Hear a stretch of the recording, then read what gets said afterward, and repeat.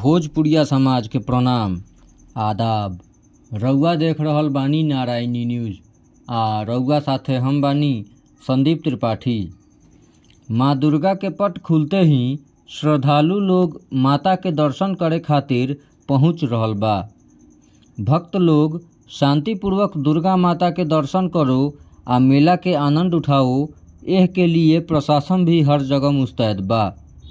बुध के साँझ खानी एसडीओ पश्चिमी श्रेयाश्री आ एसडीपीओ सरैया कुमार चंदन विधि व्यवस्था के बनावे खातिर साहेबगंज आ राजेपुर ओपी क्षेत्र में फ्लैग मार्च कैलन। फ्लैग मार्च में सीओ अलका कुमारी, साहेबगंज थानाध्यक्ष सिकंदर कुमार, राजेपुर ओपी अध्यक्ष राधेश्याम, दारोगा पुनीत कुमार के अलावे अन्य पुलिसकर्मी लोग शामिल रहस।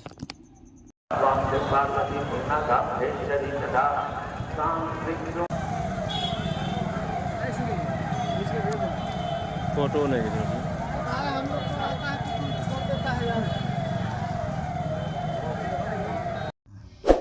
रउआ सभे नारायणी न्यूज़ के लाइक करी, सब्सक्राइब करी।